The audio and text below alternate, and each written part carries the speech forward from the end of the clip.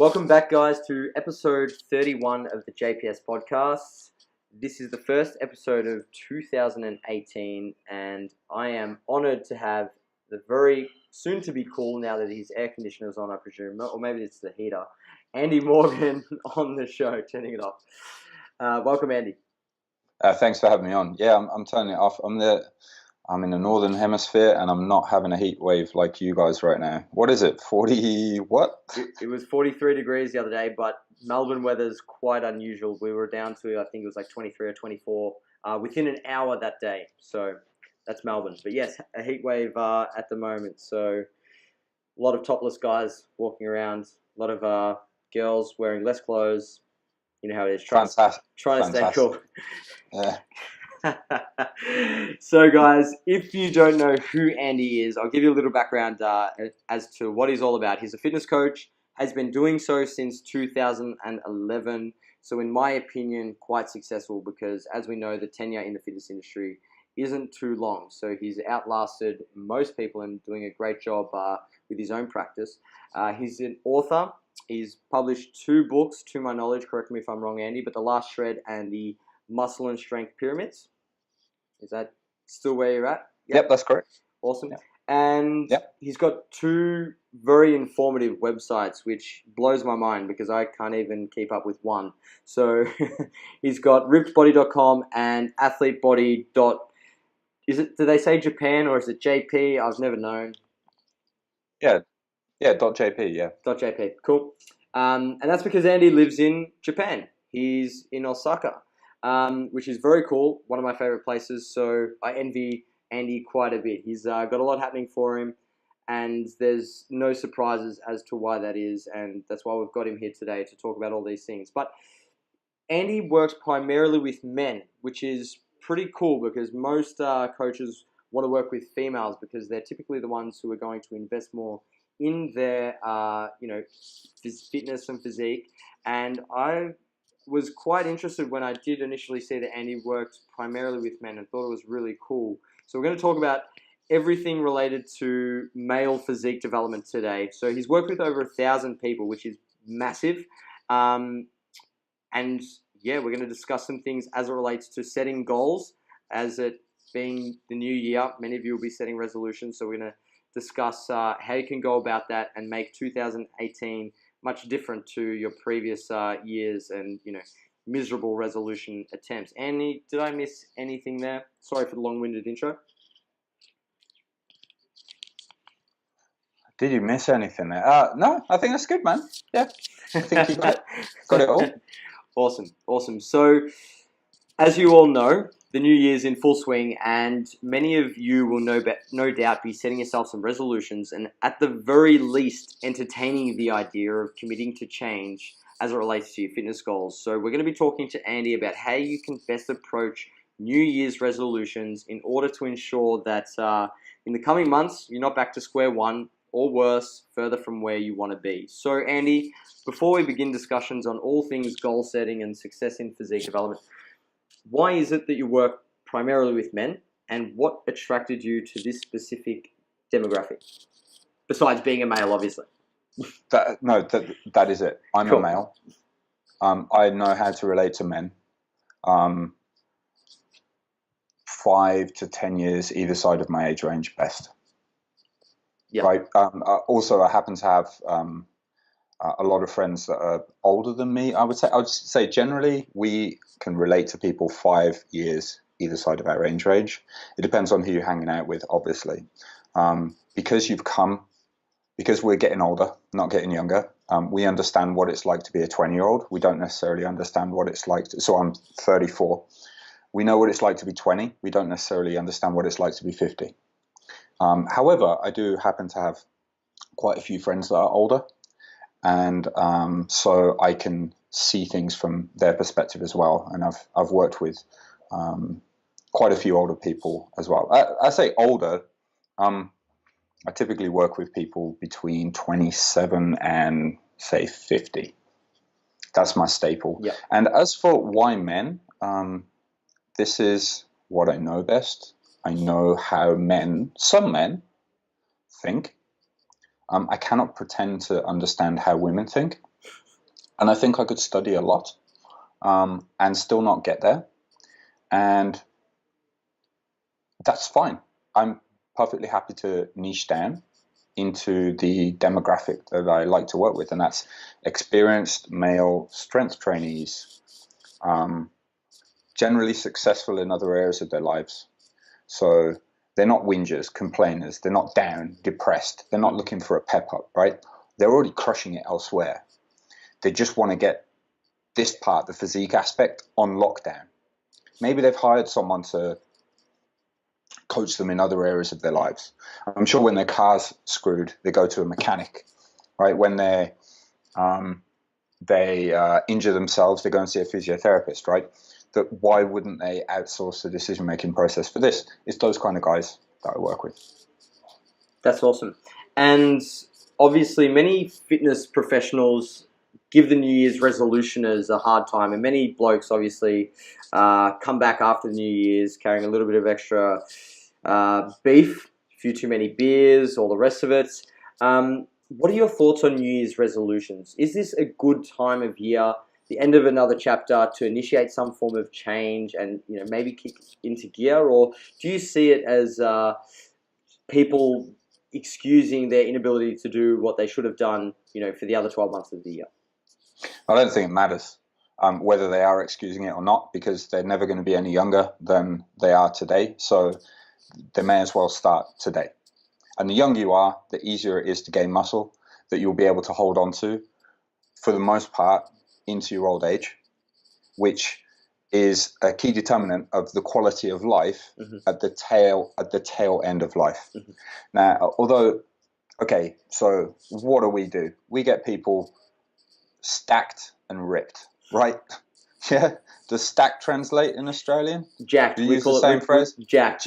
Stacked. Yeah. Jacked. You get people jacked, right? Now, this is what people are thinking about right now. But when you're 75, 80, can you get yourself off the toilet, or are you going to need to be in assisted care? Well, I'll tell you something. If you've been training now, if you've been putting that money in the bank right now and investing in your physical health, then you're going to be more able in your old age. And that's really, really important. Yeah, definitely. I think that's what a lot of people don't see, is that they'll probably end up having to invest in paying for their health later if they don't do it now. And there's not necessarily an equal trade-off there, which is a big issue. So I agree with you in that it doesn't matter. What only matters. I should come back. Yeah, sorry. I should come back to your question. So is now a good time? Yeah. I think starting something in December for many people isn't a good idea. If they're already on their journey, then there's no problem in leveling stuff up in December at all. But it's a busy season in many countries, most countries around the world, right? You've got some form of religious celebration. So Christmas for us, you've got New Year's parties, you've got end of year parties at work, you've got all of these things going on. So if you're trying to stick to a diet or training regimen, you can get many things, hangovers, dinners that are just going to spoil it. And unfortunately, many people get themselves into this all or nothing mindset, which I think can be helpful at the start until people get into a pattern, until habits. But that will screw them up. So right now, I don't know what it's like where you are. No, actually, I do. I was there actually last week, in Sydney anyway. And it seems like everyone's having a good time. But maybe I'm just going out to the right places. Anyway, here in Japan, in Tokyo, it's dead. It's winter. Nobody's going out. The bars are dead. Everybody's broke after Christmas and New Year. And now's the time to get serious about stuff, right? So now's the time that you can get into these positive habits that once you get them locked in after, say, 4 or 6 weeks, that will carry you through. So I think this is a great time. I think for us, me and you as coaches, and also the people listening to this podcast, you might be coming into the gym this month and hating these people who are now taking up your deadlift station and really screwing up your timing, right? I get it. I understand that. But from their side, they've come into the gym, they've maybe read an article, they've thought, oh, I've got a deadlift here, or whatever exercise they're doing, and they're very self-conscious that they don't really know what they're doing, but they're trying to put on a good go of it. So don't immediately hate on them. Try and celebrate them, and try and inside be cheering them on and hoping that they're there in February and March. Because other people getting fit, other people getting in really good shape doesn't drag you down in any way, unless you're that crab in the bucket mentality person, trying to drag other people down. Tall poppy syndrome. Right? I'm in the yeah, exactly. I'm in the abundance mentality, right? If more people get in shape, that only drags us all up. That's how I feel about it. Yeah, I definitely agree with you on that. And you mentioned something that was really interesting, which I wanted to discuss, which was the best way to approach a New Year's resolution. And for many, it is an all or nothing overhaul type approach. It's like, okay, January 1st, I'm not eating carbs or whatever the case may be. You know, I'm going to train 7 days a week. And you mentioned that this may be useful at the start, but then may bite them in the ass, so to speak, later down the track once those habits are ingrained. So can you speak to that end as to what the best way to approach a New Year's resolution would be? Should people go head first, or should they start learning to, swim with the floaties on before they go in the deep end? Swim with the floaties on. Floaties. That must be your armbands on, yeah? Yeah, Brilliant, armbands. love it. I knew there'd be a few terms that would be missed by the language barrier. All right. So I think there's two types of people we're speaking to here. There are people that are just going to getting into things or getting back into things, and then there are people that are training others who are going to be getting back into things. So let's talk about those people who are looking to step foot in the gym and maybe start a sensible nutrition strategy. It's essential to understand that your calorie balance is going to determine whether you gain or lose weight, and then your macronutrient profile is going to determine largely where that comes from. Now, training is essential. So you're training, and you need to educate your clients on this, or if this is just you, you need to fundamentally understand this. When you're looking to lose weight, let's say you look at yourself in a mirror and you identify, I need to primarily lose fat. If you train, you will signal to your body that when you're in a calorie deficit, you want to keep hold of that muscle. That's the signal. All right, so you want to train hard enough so that your body hangs on to the muscle. Now, the more experience you have, the more training you need to do. Right, so if you don't have a lot of experience, then 2-3 days a week in a gym, perhaps full body each time, is going to be enough, and that's great.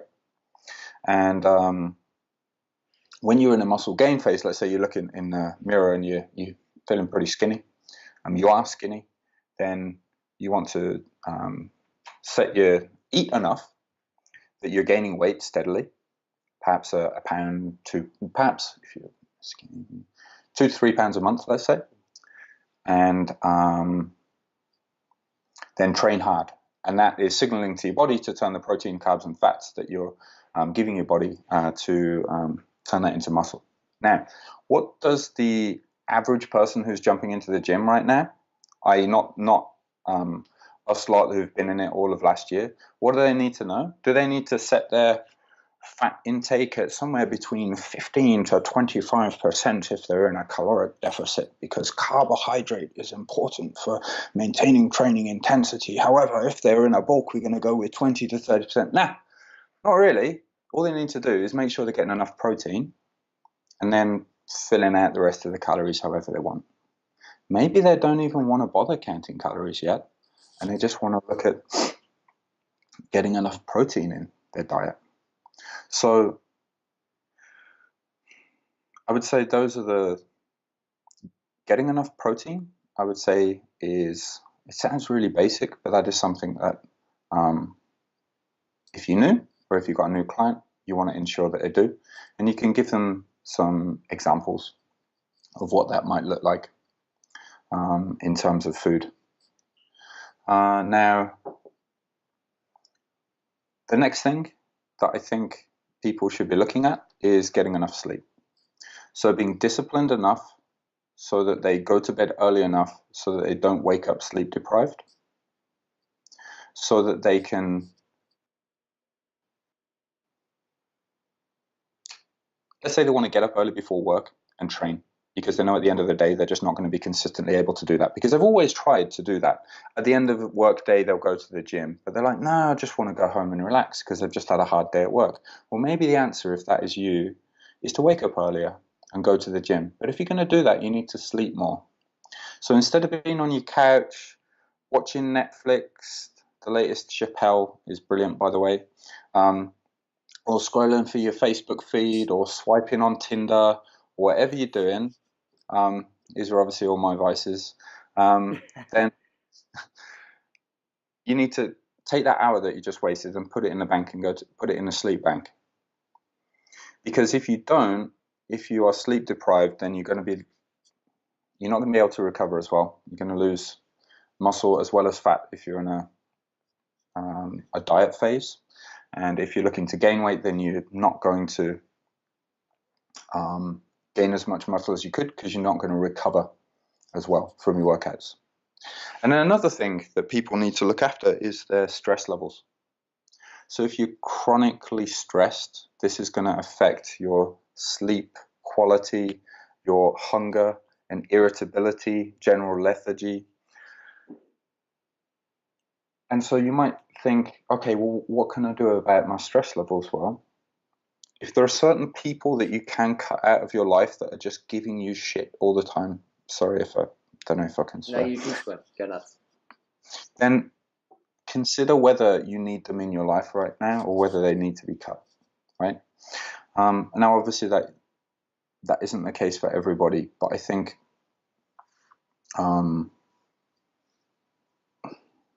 sometimes some people are too nice and they need to be a little bit firmer about people's claims on their time.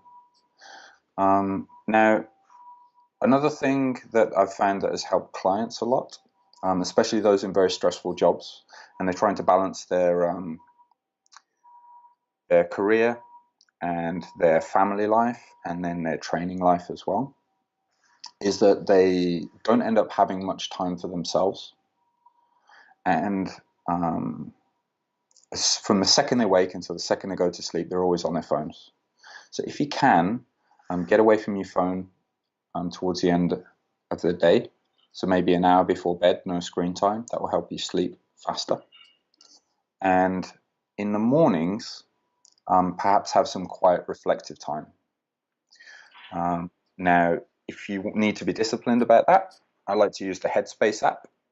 It's a meditation app, which sounds really woo-woo, but 10 minutes. The person I'll be speaking to is a Brit, and his name is Andrew, so obviously he's awesome. And he'll take you through some guided meditations, but it just helps you get out of your head. Another thing, we got some nice deadlifting going on out there, which is great. I can hear that. And another thing that my clients have found useful is writing a gratitude journal. And I find this useful as well. I use the 5-minute journal. You can buy it as a physical book or an app on your phone. And you start the day and you write 3 things that you want to achieve for the day and what you're grateful for that happened at the end of the day. 3 things that you're grateful for. 3 things that were awesome in that day. And it teaches you to appreciate the smaller things. And that people can find that very, very helpful, I've found. Yeah, I definitely agree in all of that. A lot of really useful tips there. And I guess it takes out the complexity of it, which is something that was evident through all of those points, is that it doesn't need to be super complex to start. You know, I think it's Occam's razor states that often the best solution is the simplest solution. So I think that's very much what Andy is saying to you guys, is that if you're going to make a start, don't think that you need to have some elaborate, overly sophisticated program to make a start. Just start doing the basics and start with, you know, what's going to be easy to get your head around in the first place. So great advice there, Andy. And In terms of getting back into a normal routine, this is obviously something that people, especially in Australia, just to give you a bit of context, struggle with because our Christmas period is very elaborate now. We start going on holidays and the whole festive season around mid-December, and then everybody starts coming back mid-January. So it's a full 4-week break. So in terms of having such a long time with disjointed routine or a lack of structure, how do you approach getting routine and structure with your clients? What are some of the things that you would advise people to do to get themselves back on track, so to speak? Okay, so the first thing I'd say to you is when you get back in the gym, you can expect your strength to be down significantly. Don't be shocked by that. You haven't suddenly lost a load of muscle. It's just your body's kind of forgotten how to lift, let's say, and it needs a few sessions to just get back into that. Obviously, the longer time you've had off, the more that will be prevalent, but muscle isn't lost quickly. So don't worry about that. It's kind of like your cardiovascular gains. These are primarily chemical adaptations, and these come and go quickly. Muscle is physical, and this does not disappear quickly, so don't worry about it. Then I would say, if you are struggling to get back into the habit of waking up on time, I would just say force yourself to, even if you went to bed late the one night, I would say force yourself to wake up early, because that will break you. Because then by the evening, you're shattered and you're going to want to go to bed at 10 p.m. anyway, which will then enable you to get up at 6 a.m. much easier. And for people who are, let's say they want to get into the habit, but they know that they only need, say, 3 days of lifting, I would say set yourself a target of doing some form of physical activity. So say you do your 3 days of lifting, you do full body 3 days. The other 3 or 4 days a week, do some form of cardio, whether formal or informal. So that could be 30 minutes of walking outside in the mornings.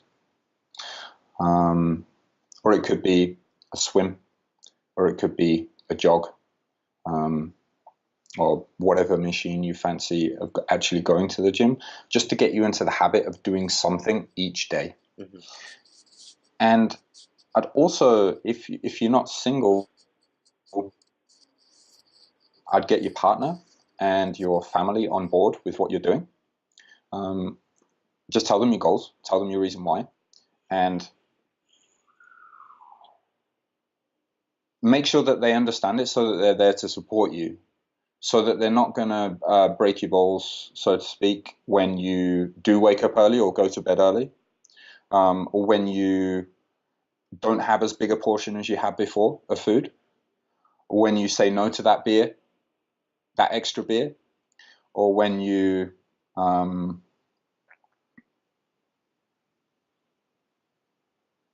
when you do something that is out of the norm for you. Because ultimately, for us to change, we need to do something different. And those around us don't necessarily like that very much. So that's another thing that I would highlight there. One more thing, as you're dieting down, so let's say it comes March, April, if you don't actually have that much fat to lose, but you still want to lose fat, people might comment, "Oh, you look skinny," and that will be because, number one, they don't understand what you're doing, and number two, you're wearing perhaps the same clothes that you were before, and therefore you do look skinnier. So just bear in mind you might need to go a size down, and don't lose confidence in what you're doing. And also people, they don't like change. So let's say you're a 200-pound guy, but really you should be 180 if you're lean. Or actually, that's a bit unrealistic unless you're properly told. Let's say you're a 180-pound guy and you really should be about 160 if you're really lean, right? People have gotten used to your slightly meaty face. But when you lean out, that's going to lean out as well. And the only thing that they're going to see as it comes into these colder months in Australia is, well, does it get cold there? In Melbourne it does, right? I'm just joking. They're only going to see your jawline, right? And so if you're wearing bigger clothes, if you're wearing loose clothes, and if you're covered up, they're not going to see how chiseled you've got because it's no longer the summer. So just bear that in mind as well, and just have confidence in what you're doing and set out to achieve. Yeah, awesome advice. It's very true. It looks like you've been on some serious illicit substances when you've been dieting down for a while. The face starts to sink in, and you're wearing the baggy clothes with the hoods in winter and walking the streets in the early morning. People start to, take a step to the side to make sure that they don't get in your way. But really good points there. And I guess to backtrack a little bit, and before we, set out to achieve this goal, we need to set the goal itself. So I wanted you to talk about where people really fuck up in terms of setting goals. Like, why is it that people absolutely suck at setting goals and achieving them? Like, I think I was reading that 9% of resolutions succeed, with over 40% of the population actually setting resolutions. So it's quite a staggering, amount of failure, in terms of these resolutions. So how can people set themselves up for success and actually set a goal that they can achieve that's in line with what is realistic and enjoyable, so to speak? Sure. So, this comes down to, so I've co-authored these books, The Muscle and Strength Training and Nutrition Pyramids, with Eric Helms and Andrew Valdez. And at the base, in these pyramids, we cover what is most important for success. And at the base, your base is most important. Of course, that foundation level is adherence. So it comes down to people setting their diet and training plans up in a way that they cannot adhere to, or they have over inflated expectations of what they can achieve. So let's run through this. If you are dieting and you're fat, you've got a lot to lose. That's okay, because you're saying goodbye to the person you are now. And one thing I'd say to you, if you are obese or if you've got a lot to lose, however you identify yourself, you are not a fat person.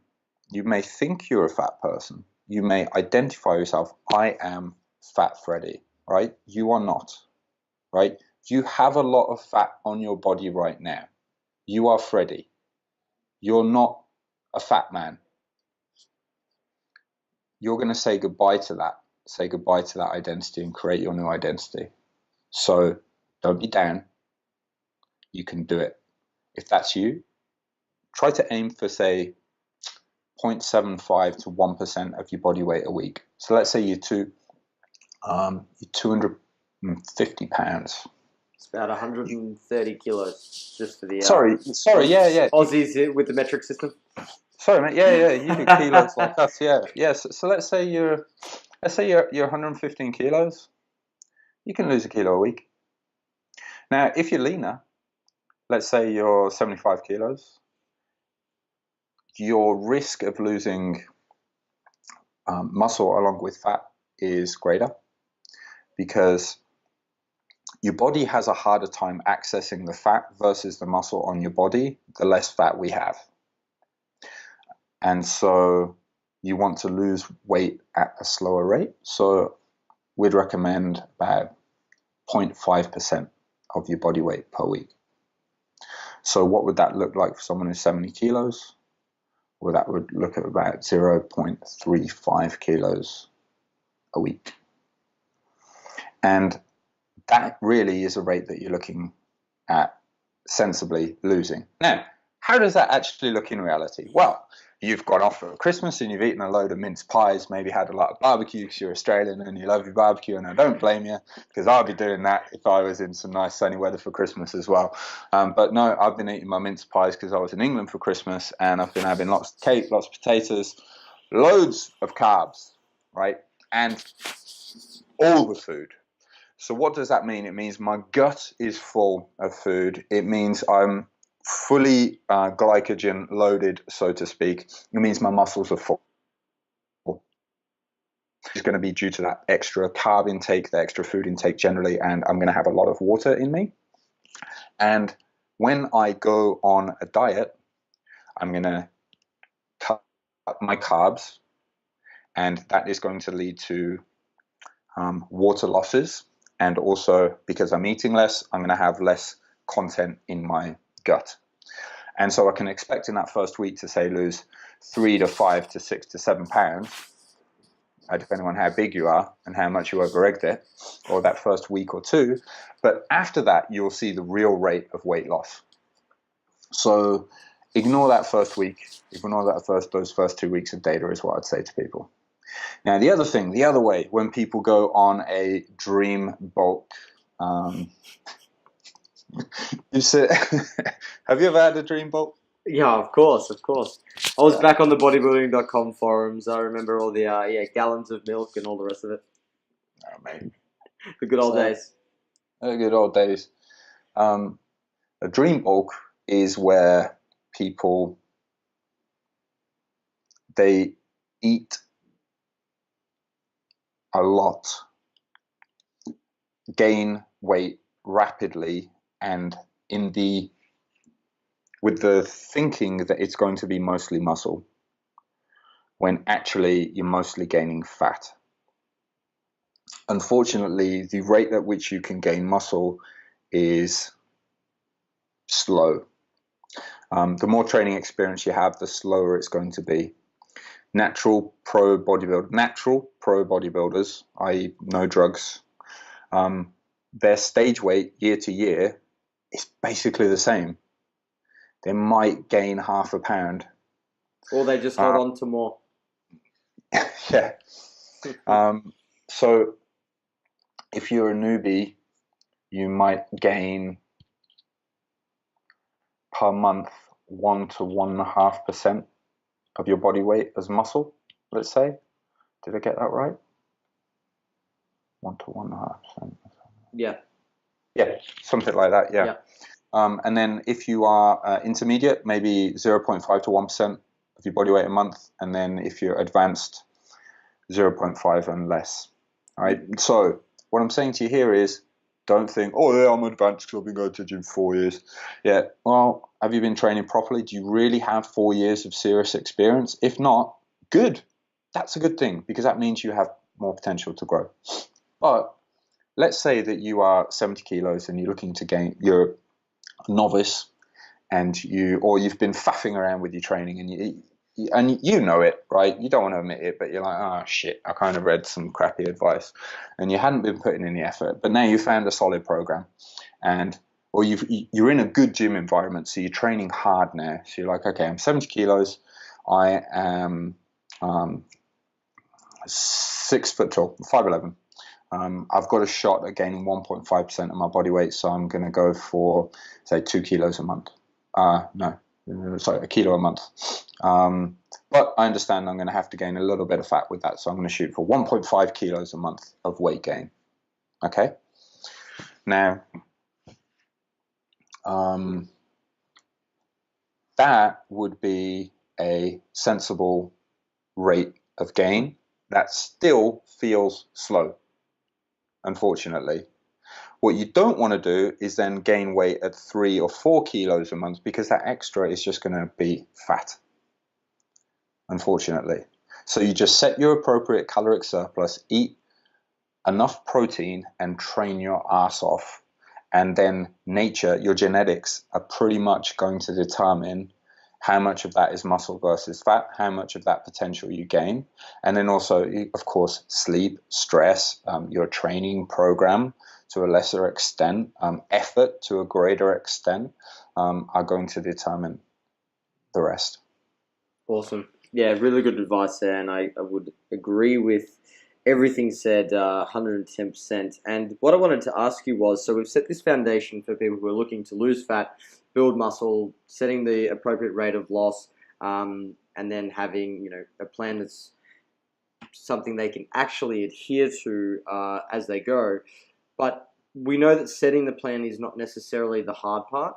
because many people have a plan or they have a goal and they understand these things. It's in the execution of that plan that people really start to come undone once this goal or resolution is no longer a priority at that moment and other things start to pop up. They fail to execute this plan and then they're back to square one and they're trying to do the same shit over and over and over. So what are the key traits and commonalities in mindset that you've seen in your clients who can successfully set the plan, execute, and then make that transformation that they want? Sure. So two things I want to talk about here. So one is motivation, and motivation comes from understanding why you're doing it, and why you're doing it is important because that's going to carry you through during the tough times. The other part is setup is one side of things, but then knowing how to adjust things is key, really. That's what the Last Shred book is about. But if you don't want to count your calories and macros, let's say, there is a way of doing that. So let's talk about the actual implementation of it. Let's say that you have you've used a calorie and macro calculator and you've set up your diet and you're supposed to be losing half a kilo a week, but you're not. Or you're supposed to be gaining 0.25 of a kilo a week, but you're not. Why? What do you do? Did you calculate wrong? Is your metabolism screwed? Was Andy Morgan's calculator wrong? Oh, hang on. This is written by Eric Helms. Like, surely he knows what he's talking about. Well, all of these calculations, they're just estimates. And they're estimates. These formulas were based on averages, and they're an estimate for you. You're going to be anywhere between 15 and 20% either side that in a range, unfortunately. So you need to set your calorie intake, your food intake, and then track it and then adjust based on that baseline. So let's say some people listening are not going to want to count the calories and macros. That's okay. If you eat the same 6, 8, 10 meals on rotation every day, and let's say every day you have 2 palms worth of protein, so that might be 2 chicken breasts, and you have a protein shake, 1 heaped scoop, and you have 2 fists of carbs, let's say 3 fists of carbs in a day, and you have a fist of vegetables with each meal, and you have 1 fist of fruits, right? How would you go about adjusting your diet? Let's say you don't want to count anything, but you are prepared to eat the same meals over and over because you've taken the time to create meals that you enjoy that are, I don't want to say healthy because that's a loaded word, that are going to help you meet your goals. Well, if you're not losing the weight you expected, remove a fist of carbs from your day. So let's say you were eating 3 fists of pasta, have 2 fists of pasta, and then track over another couple of weeks and see how you go. When you're bulking, same principle. Add in another fist, right? That's a really simple method of doing things, right? That's a simple method of, you can get shredded that way. I've got shredded that way without counting calories or macros per se. Yeah, there's many ways to skin the proverbial cat. Yep. So don't, if you're feeling a little bit overwhelmed with the calorie counting or macro counting right now, that's something that you could do. Or if you have clients, and then of course you can calculate things in the background, but you could give them an example of what that might look like, and then help them come up with meals that fit their macros, and you don't even have to make them think in terms of macros. You could just have them think in terms of those meals.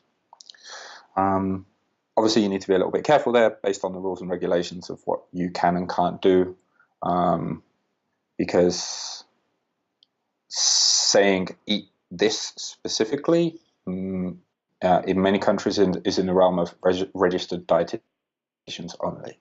But anyway, I hope that helps from there. What to do side of things. Now, when it comes to motivation and following through, it's really important that you have a reason why. So my most successful clients, the ones that have made the biggest change and sustained it in the long term are those that had a very solid grounding in why. So before I take a client on, I have a, of course, I have a chat with them. I do everything in an email, actually. But I have, it's about 12 or 13 questions that I ask. And after I've asked them about their goals in about question 5 or 6, the 7th question concerns their why. Why do they want this? Why are they doing that? Why? May I do this with you right now? Of course, let's do it. What's your goal right now for this year? Well, the one that's going to be most relatable to the listeners is I'm competing in bodybuilding in September, October. Awesome. Why?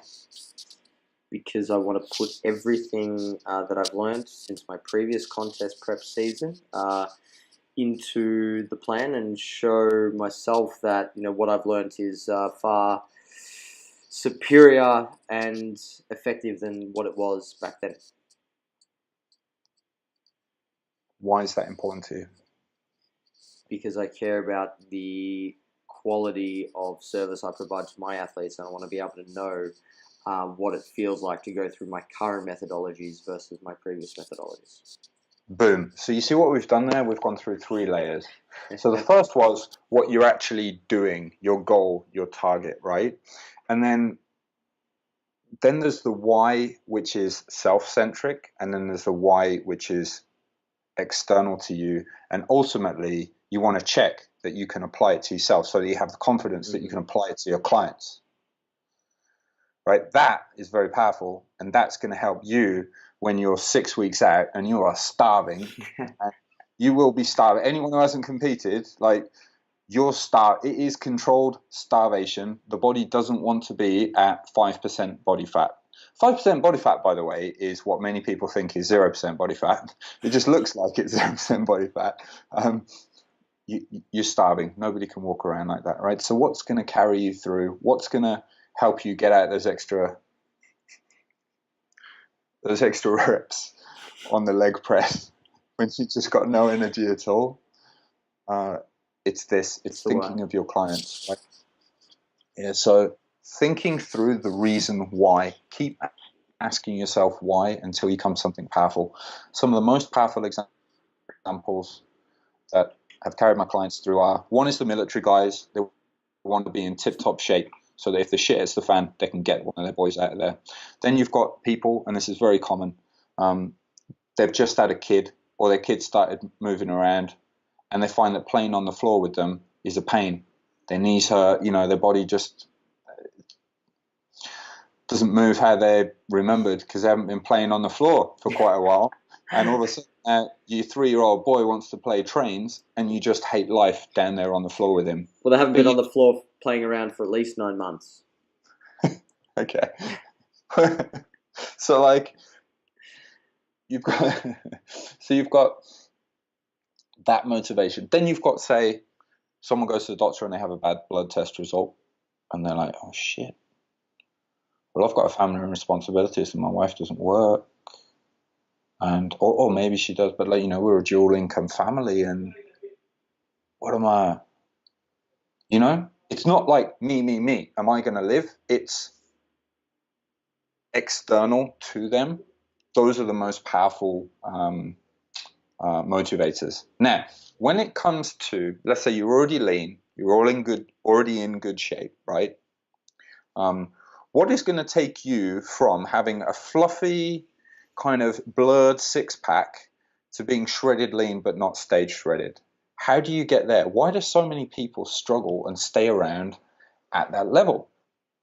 Well, it's because it doesn't matter to your health or your family or your girlfriend whether you are 7% body fat or 11% body fat. It doesn't matter when you're out at the bar whether you're 7% body fat or 11% body fat. Maybe you think it matters when you're at the beach, but generally the difference between 7 and 11 is just a case of whether you're going to attract and impress other dudes, Exactly. rather than women mostly, right? You have to do that for yourself. Why do you want that? For your own mastery, so that I look at a guy who's shredded lean and doesn't need to be, and I'm like, yeah, that guy's disciplined. I respect that. Maybe you want to do it to scratch the itch for being lean for the first time. Maybe you look at Instagram and you look at the sea of Instagram idiots and you're like, damn, how can they get lean and I can't? And use that as motivation. I'm smart. I got a good job. I went to a good school. I went to a good university. If they can do it, I can do it. I'm going to do it, right? Something like that for yourself, right? Or maybe it is something even simpler. You want to bulk, but you know that you have to get lean first so that you don't put on too much fat so that you can control it and do that right. So defining meaning in your training and your diet is important now. It is too late when the ice cream is in front of you, or you're at the or proverbially, let's say you're at the buffet and it's just a few steps over, right? So you need to define that now, because otherwise you will wolf down that ice cream, or not wake up on a Saturday morning to go and do leg day, or you're like, yeah, I can skip my squats, like, you know. Yep. Now, there's some brilliant points. I definitely think that understanding your why is fundamental to goal attainment. So, guys, make sure you do dig a little deeper and ask yourself those hard questions. So, to finish up the podcast, Andy, I wanted to talk to you about online coaching. Now, as I understand it, you work primarily in the digital space with your clients, and quite successful in eliciting some pretty impressive results. So, for those who have an online coach or who are about to hire an online coach, in the new year, what are your expectations if someone is coming to you seeking your advice, and how do you manage these on an ongoing basis to ensure that you can effectively do your job? Yeah, that's a big question, man. Okay, let's break it down. So first off, I need to see. Now, let's put this from their point of view. Before you hire someone online, consider whether you should be hiring someone online, or whether you need to go and walk into a gym and see someone in person. So if you've been eating a lot, let's say, and your last bulk didn't go very well, and you went into the gym and you were training,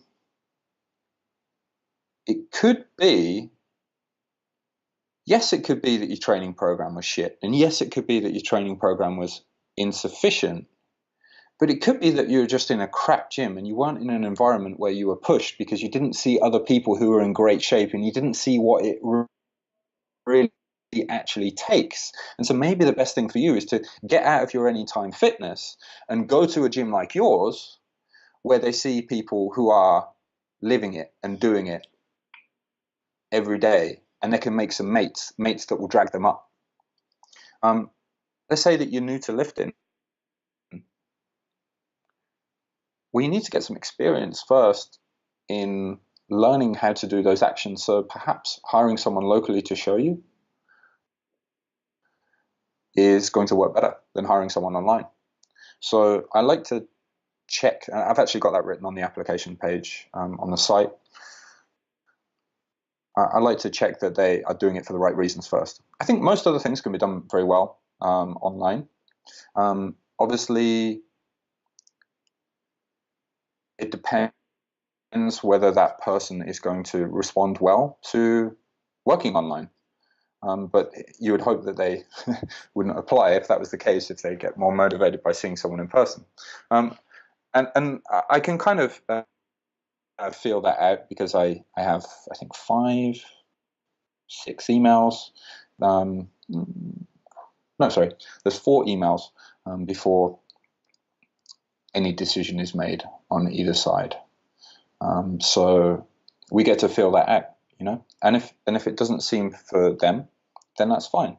So if you're approaching someone and you apply and they don't get back to you, or they're very lazy with their replies, it seems, If they're not writing well thought out responses, that's not a good sign to me. If they don't have results and proof, that's not a good sign either. Now, what I will say is, if they've already said that they're busy and there is a waiting list and they thank you for your application and they'll be with you soon, or in a few days or a few weeks, and obviously that's fair enough in that situation. Maybe there's someone like me who responds to email once a day and only from the emails the day before.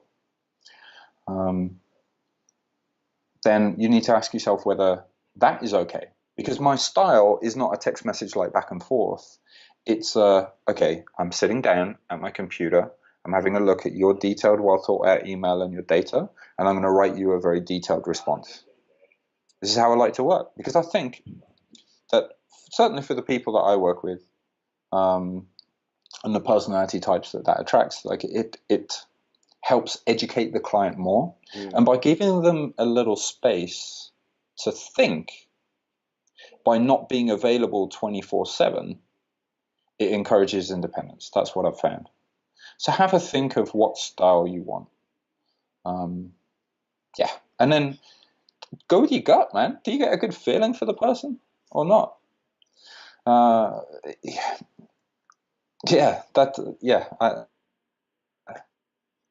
That's all I'd say, yeah. Awesome, I like that.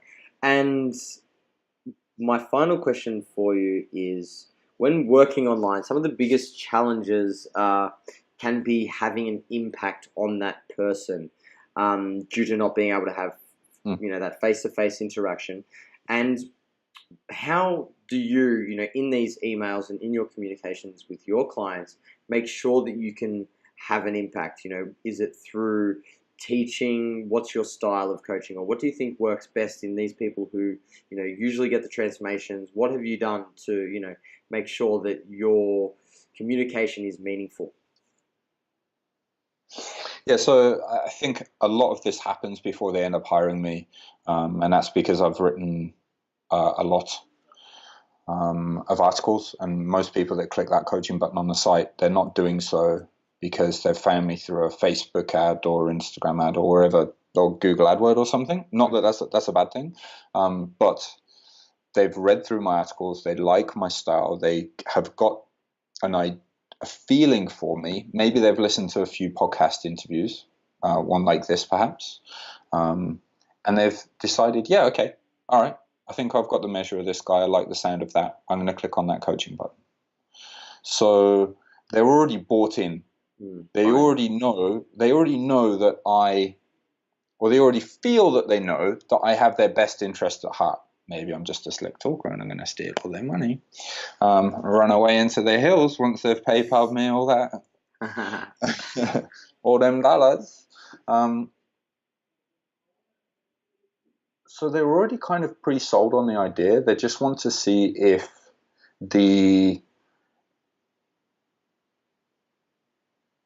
I'm backing up, if what they've seen so far from me online is congruent.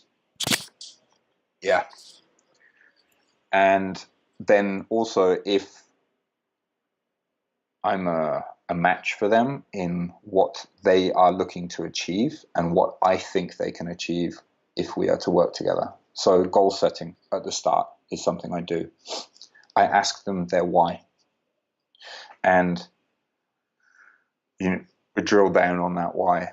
And then they pay good money for this service. And that is an element of this as well, of course, because you give someone free advice, they don't follow through. We all know that. So yeah, those things really, it's kind of, a lot of it happens before. And so I haven't really found much trouble doing that. It's very hard to be specific and say, okay, I have this one style, because I can't say that I have one particular style with coaching people. Some people are very short, like almost concerningly short, the first few times it happens in their responses after I've given them, let's say we've gone through an update, they've given me all their data and their answers, and I said, okay, right, so I think we should do this based on this, and I'm looking at this trend line here in your stomach measurements, And this suggests to me that we're holding on water, so my decision is we should hold on where we are right now with the macros, let's say. And they'll be like, yep, all good, cool, see you next time. Right, no follow-up questions, nothing. Right, that's great, that's fine, but that can be some people's style, or that can indicate that they're not very bought in. You need to try and suss out and read between the lines there, right? Generally, I know whether they're bought in or not because they'll get sloppy in their updates and they'll start missing data. They won't answer all of the questions that I ask. I'll be able to see that. Some other people, they want to ask a lot of questions, and that's okay as well. But also,